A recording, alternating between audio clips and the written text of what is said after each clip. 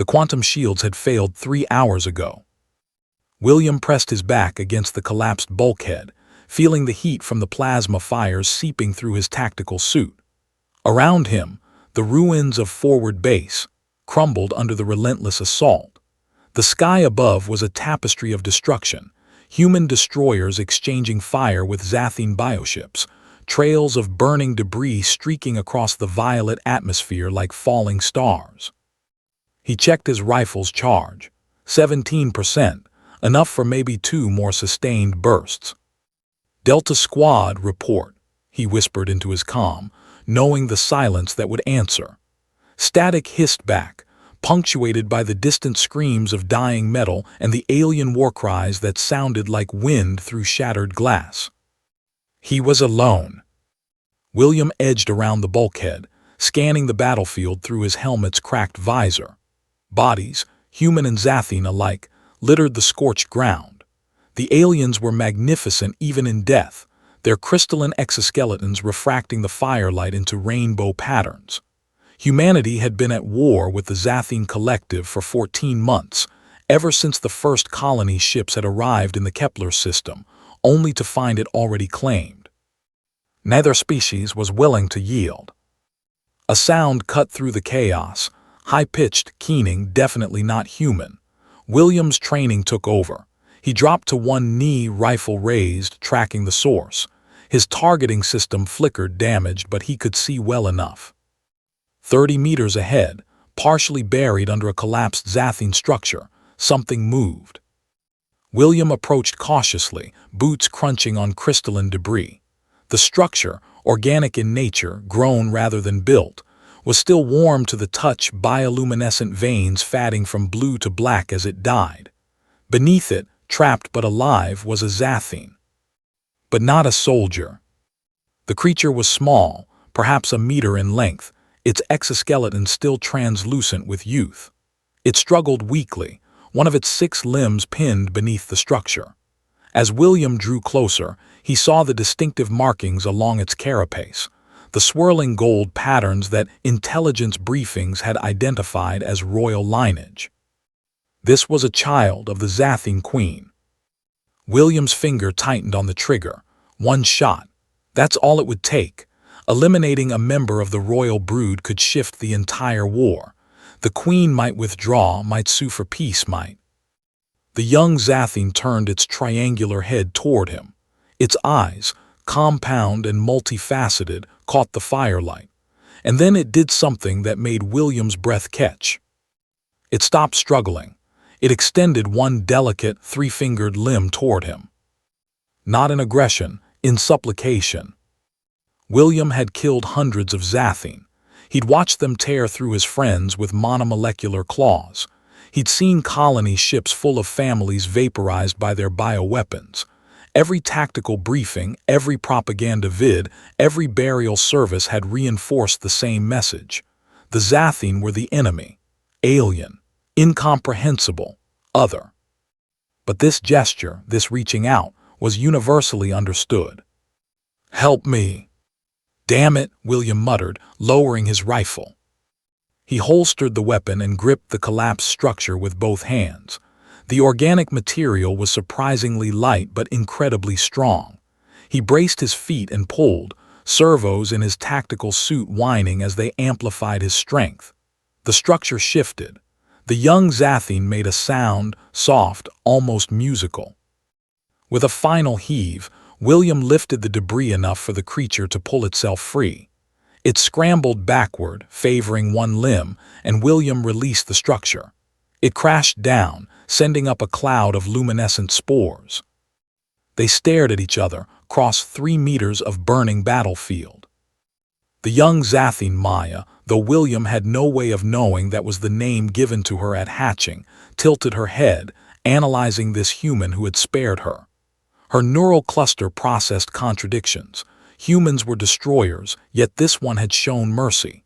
Humans were simple, yet this one had made a choice that defied logic. William raised his hand slowly, palms out. Universal gesture of peace, he hoped. Maya understood.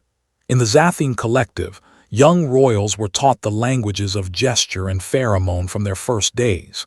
She had studied human behaviors through captured broadcasts, had watched their crude but effective communication. She extended her limb again, not in plea this time, but in greeting. William took a step forward, then another. He was violating every protocol, committing what some would call treason, but something in this moment felt more real than any order he'd ever received. He reached out.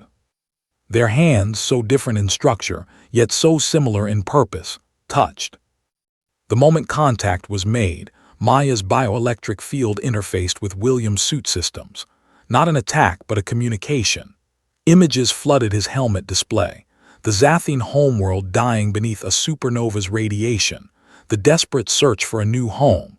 The Kepler system, identified through quantum telescope arrays, claimed by right of survival. The Queen's determination to preserve her species, no matter the cost. And humanity's ships arriving, filled with their own desperation, their own dying Earth, their own right to survival. Two species, one system, no compromise possible through any language they shared. Until now. William's suit recorded the exchange, the biological data transfer that should have been impossible. He saw through Maya's eyes, understood through her neural patterns, and she saw through his. Earth's polluted skis, the resource wars, the lottery that had sent him to the colony ships with nothing but hope and a rifle. Both species were running, both were terrified, both were willing to kill to save their own. An explosion rocked the battlefield closer now.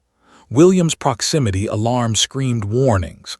A Zathine warrior caste, massive and armored, emerged from the smoke, searching. It chittered in the ultrasonic frequencies, calling for survivors. It spotted Maya. Then it spotted William, still touching the royal child. The warrior's bioweapons extended, blade arms capable of cutting through ship hull. It charged. Maya moved faster than William thought possible. She positioned herself between him and the warrior, her child's voice cutting through the battlefield noise with authority that transcended age.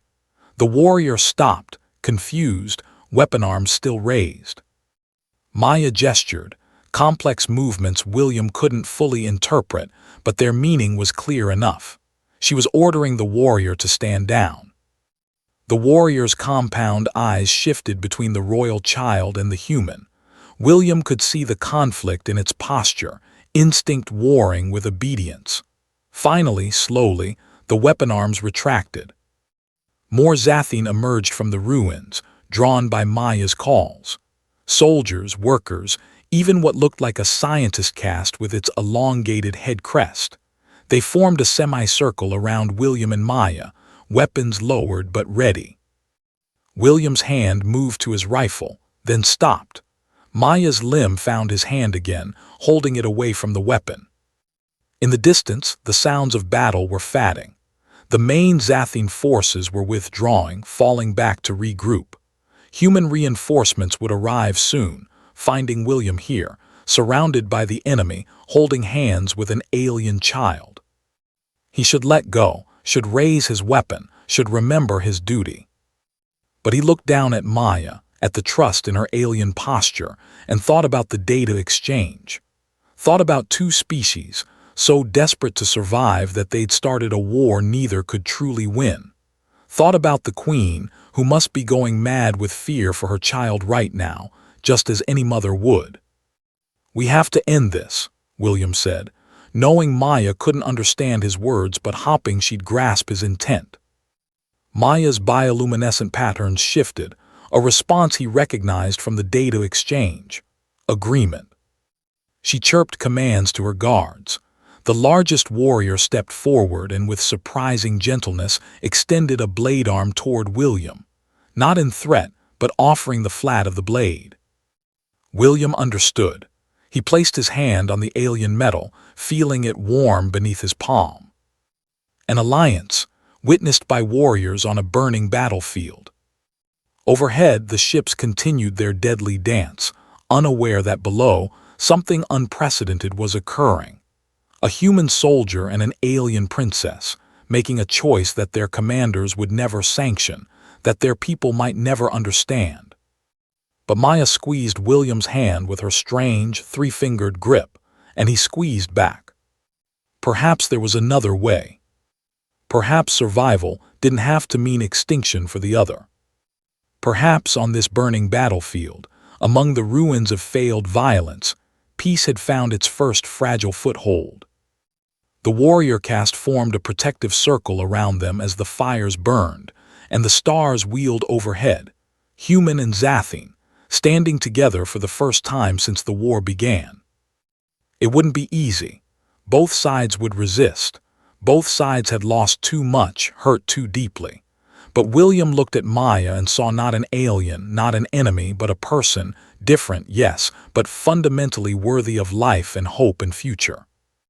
And Maya, in turn, saw in William something her collective had never considered, that perhaps humanity was not so different after all. The battlefield burned around them, but in that small circle of understanding, something new was being born. Something that might, just might, save them both. The end.